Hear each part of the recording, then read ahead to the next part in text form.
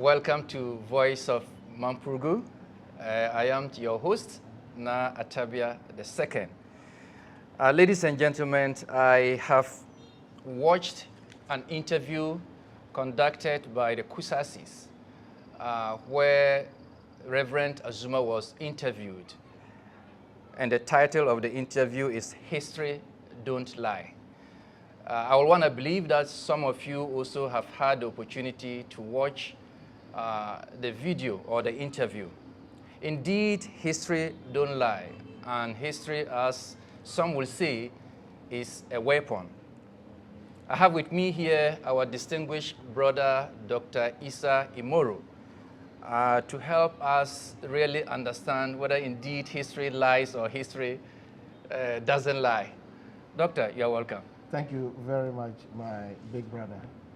It's very great seeing you once again after some time. Thank you. It is a privilege. Yes. Before we go into talking about the interview Professor Azumah granted, talking about Boku, history, the colonial masters, Ekem Ferguson and all that, do you mind just welcoming my audience and then telling them something small before we go into? Good evening, our wonderful and cherished brothers and sisters. It's a great pleasure to be in this program today. Whatever we are doing is basically because we all want to see how best we can get peace to reign in our beloved hometown.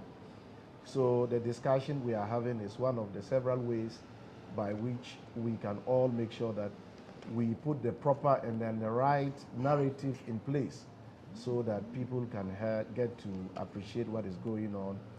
And then usually most of the people around there are people who are misled into believing things that are not right.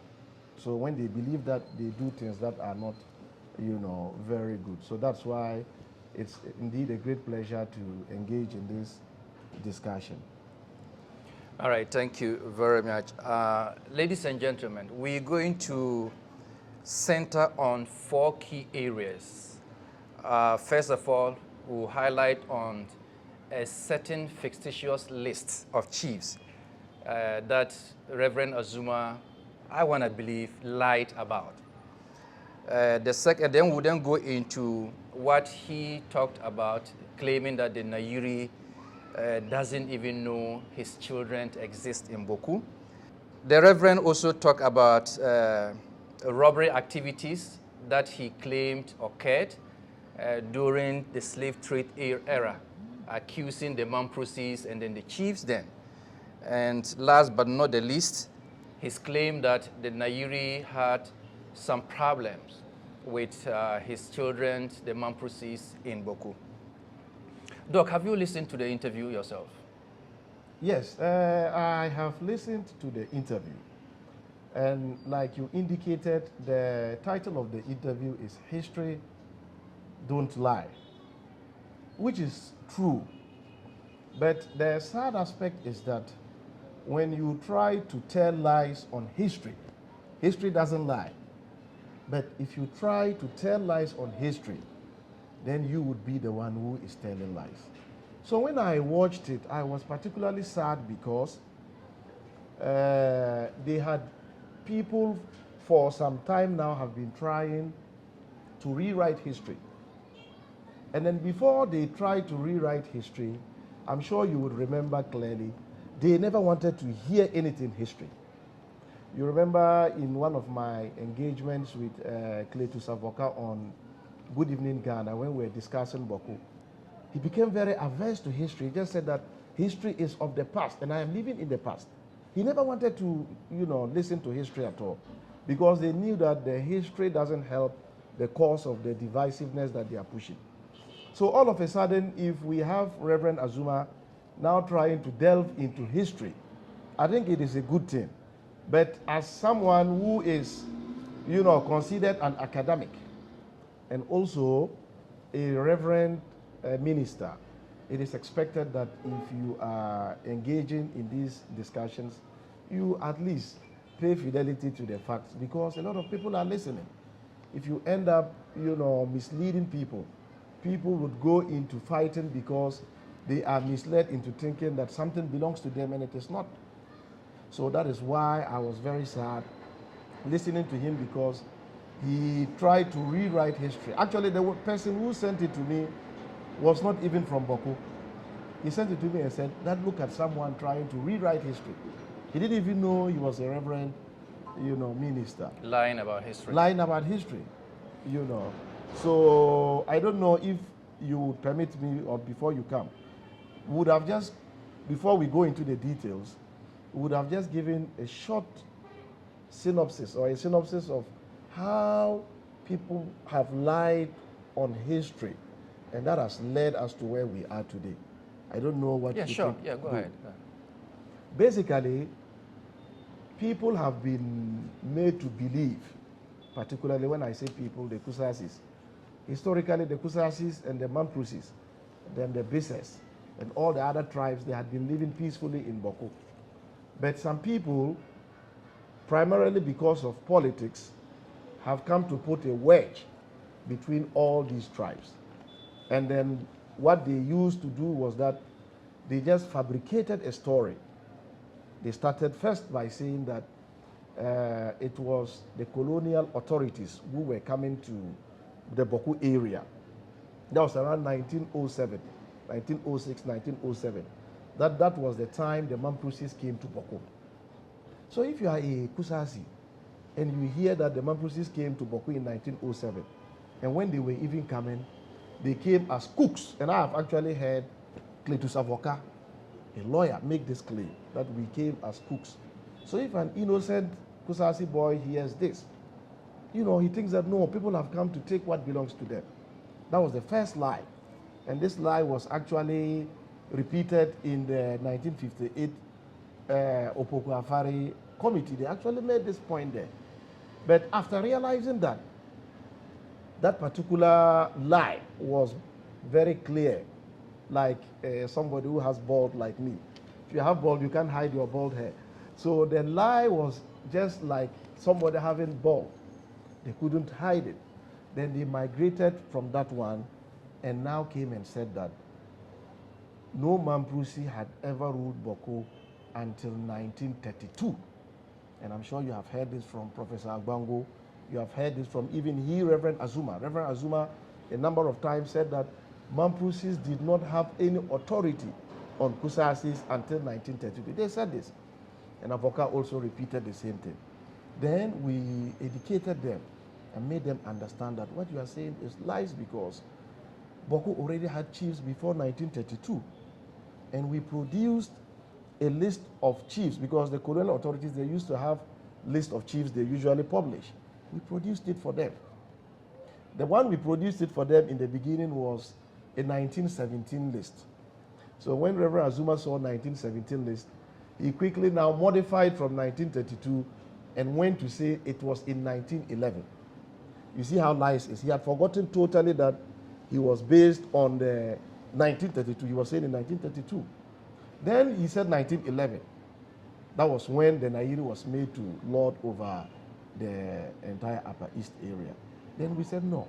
We produced another chieftaincy list of 1907 to him, because 1907 predates 1911.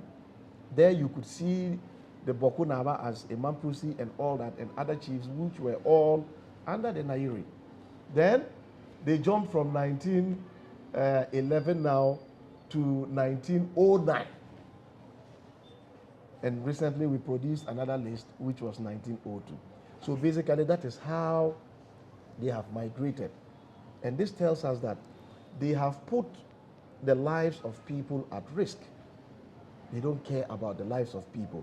They are telling people that they are fighting for independence, which is false. Nobody has colonized anybody. They are using that as a weapon to push people to go and fight what one of our uncles calls a senseless war. It's very senseless. So I am thinking that, anybody listening to us should look at the narration, how these people have migrated, and all the evidence is there.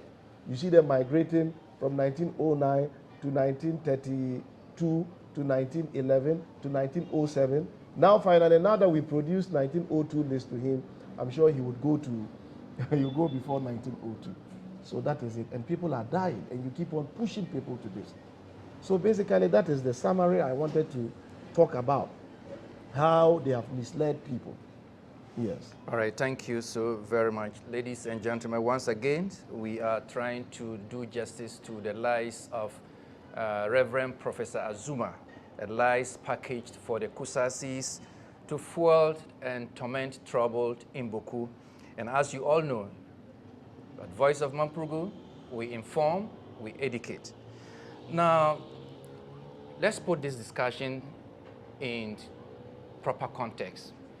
When I listened to the interview, Reverend Azumah lay emphasis on one George Ekem Ferguson, who, according to Azumah, read extensively about his diary. And he talked about Ferguson being sent by the colonialists, right, to come to the northern part of then Gold Coast to sign treaties with the chiefs. Ferguson came, started with the Dagombes, the Dagombes chiefs, the Gonjas, and then the Wales.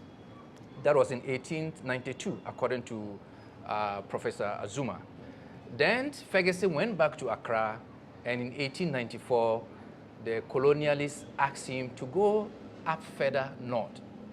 That then brought Ferguson to the Mamprusi area that we will call Mamprugu. And Ferguson again signed treaties with the chiefs, I believe the Nayiri, right? And according to Professor Azumah, Ferguson did not end in the Mamprusi area in Mamprugu. He went further up to Burkina Faso, Sansani Mango, and all that. Now, according to, I want you to talk about the claim that there was some fictitious list of chiefs. According to Azumah, that Ferguson said he never saw chiefs in the Mamprusi area, suggesting that whatever list that we are producing from 1721 to date are fictitious. Is there anything like that? Thank you very much. You know, I keep on saying that I doubt if Reverend Azumah read the document himself. I doubt. Because if he had read it, he wouldn't have made these particular statements that he was making. First of all, you need to understand that what Ferguson did, it was not an anthropological study of the area. He was not writing the history of the area. It was exploratory in nature, like he was sent to go and explore. So if you want the history of the area, and there are books that write about the area, then you leave that and then you now go back and you are talking about what Ferguson wrote, which you even misunderstood or misrepresented. You know, it makes people doubt, you know, your credentials. Now, in the first place, it is true Ferguson came and then explored the entire area. And then when you read Ferguson's diaries, I have read it, like he said he has read it, but he did not take his time to read it well. When Ferguson came, he met the Nayiri. In the same book on page 130, Ferguson wrote that the Nayiri mentioned to him that his territory extends from Nalerugu to Boku. This is clearly captured in the book, page 130. And this would answer one of the questions that you would ask later. Subsequently, Ferguson also mentioned, and he actually quoted the Nayiri. And the Nayiri said, he rules over the Kusasis, the Talensis, and the Grushis. All this is captured inside the Ferguson's diaries, his papers, as some people published it. So when you look at this, then you come and say that the Nayiri never knew that there are people even there. He never knew that he had sons there. You would see that you are just totally misrepresenting the facts. And one thing Reverend Azumah said, and then based it on that one and said there is a fictitious list of chiefs, there was no chiefs, was that according to him, Ferguson went to the Boku area looking for chiefs to sign treaties with, which is false. It is false because when Ferguson met the Nayiri told Ferguson clearly that his territory extends to Boku, and he rules over the Talensis, the Grushis, which is the Frafres, and then also the Kusasis. He mentioned this. Then Ferguson entered into the treaty with Nayiri. Nayiri signed the treaty with Ferguson, capturing all these areas. So why should Ferguson sign these treaties with the Nayiri and then get up and go to the Boku area again looking for chiefs to sign? That is why I said he did not take his time to understand what Ferguson wrote. So when Ferguson said he signed the treaty with the Nayiri, and in the treaty, the Nayiri had mentioned that his territories extends to all these areas, as far as Boku, Talensi, Grushi, and all that. It is established in the papers. So Ferguson never was looking for chiefs in the other areas to go and then sign treaties with. No, their overlord is there. That is one. Two, when Ferguson was now traveling from Gambaga to the Moshi territory, Ferguson said there were people living along the road. And Ferguson was categorical. He said the Kusasis, the Grushis, and then the Busansis. He said these people, they had no central government, which is true. Are we arguing about that at all? No. All of us agree that the Kusasis are acephalous. We have mentioned this point and point again. But hold on. Yes. Did Ferguson mention about the Mamprosis? He spoke about he signing a treaty with the Nayiri. Okay. And then the Nayiri's territory extends from Nanyelu and Gambaga up to Boku. Okay. He mentioned that. Okay. So he was now trying to talk about the people who are acephalous in the area. Okay. Because for we Mamprosis, we have a central government. And that's at the top of that central government is the Nayiri. So there was no need to talk about Mamprosi again. He now came and was now talking about the acephalous tribes that were in the area. He mentioned it. He said Busansis, Grushis, and then the Kusasis. Okay. And he added one tribe, the Pampambes. Okay.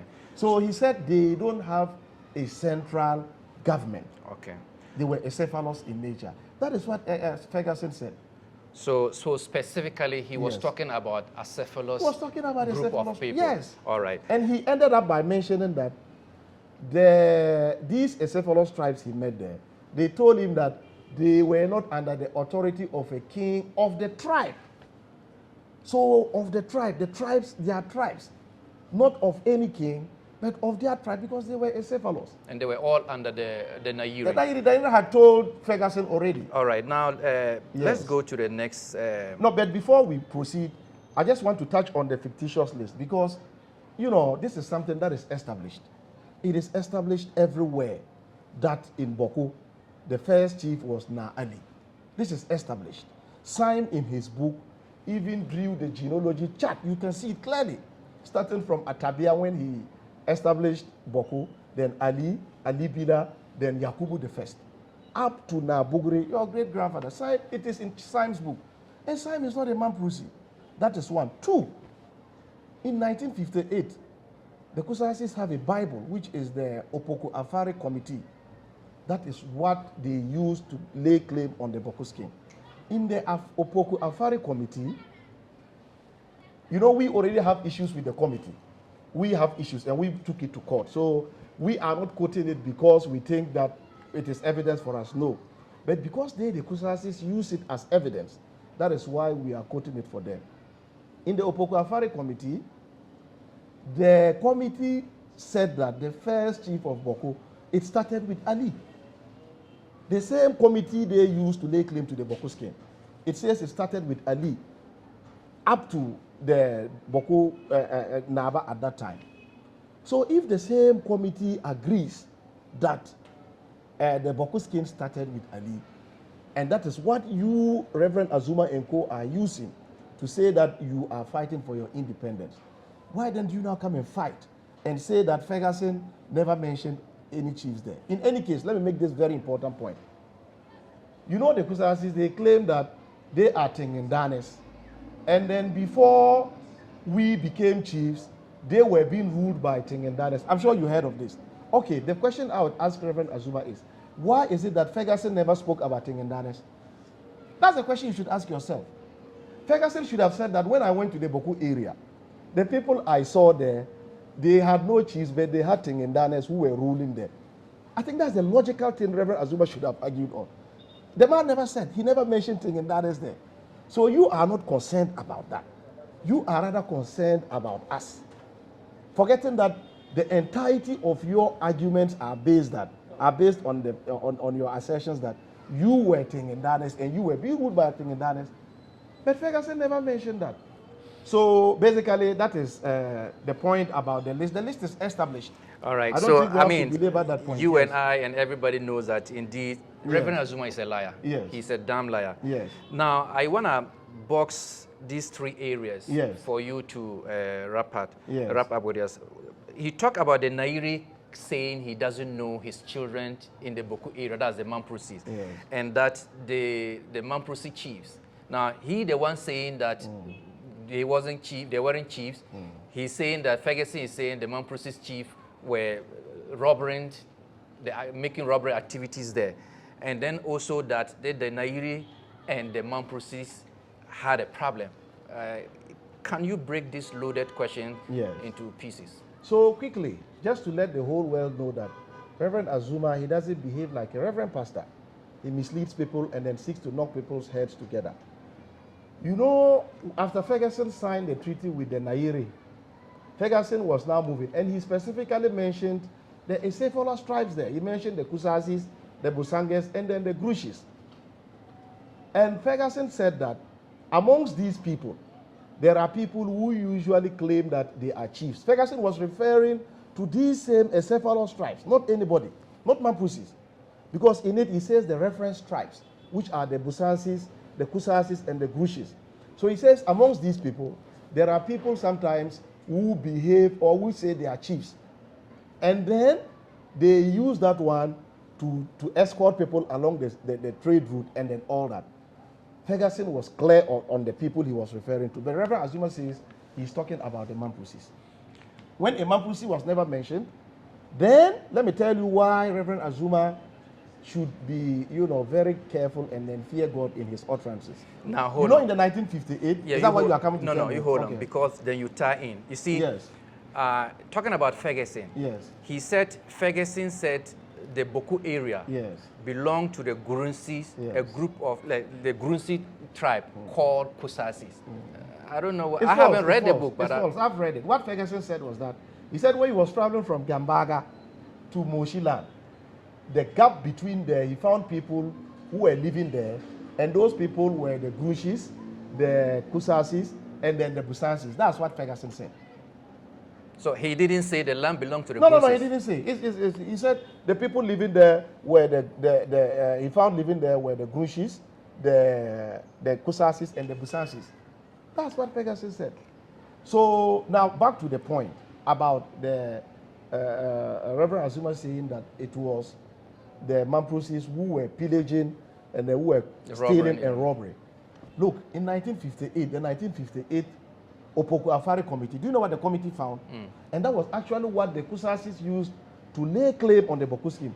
They agreed that the Kusasis, the Kusasis were robbers.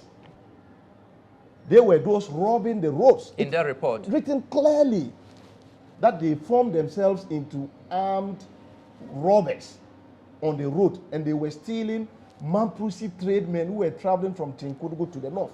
This was stated clearly. So if you go and agree at the committee that you were those doing the robbery in 1958 because you wanted to lay the claim on the scheme, today we are in 2024, you now come and say that those who were doing the robbery are the Mampusi. It doesn't make sense. And Avoka even mentioned this. Avoka agreed to this. So who are the robbers? Because in Ferguson's notes, Ferguson never mentioned that it was the Mampusis. Ferguson said he was talking about the Acephalo tribes. And he was categorical Busansis, why is it that Ferguson mentioned Busansis, but Busansis never got up and said that they are those who own Boku and then they are driving Mamprosis out? Because Ferguson never said the place is for Busansis. He said when he was traveling, the gap between where he met, that is where he met these tribes. And they had no central government. They were encephalous in nature. So he was referring to them. As for the list, whether you like it or not, everybody will continue to quote the list from beginning up to the end. The evidence has shown. You yourselves have agreed. The committee that gave you legitimacy in 1958 agreed that Ali was the first chief of Boku. And it continued. So what are you arguing over? All right, ladies and gentlemen, thank you so very much. We shall continue on this very educative topic. So if I can just summarize. Yes, go ahead, please. For a minute or two. So the point I just want to say is that, look, our people in Boku, it is time for us to understand that people like Reverend Azumah, they don't mean any good to us at all. They are knocking our heads together with false history. False history, he knows.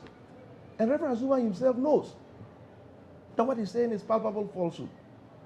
Then Nayiri knows his children, that he told Ferguson that his territory extends to Boku.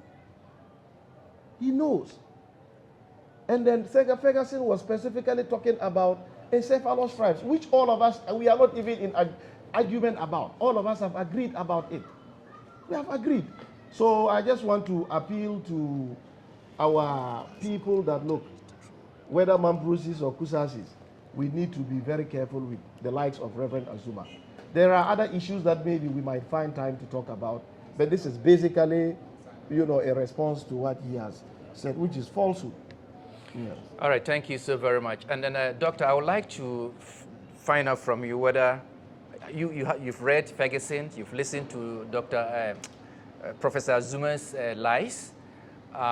Do you have any challenge? Do you have any challenge that you want to throw to Professor Azumah?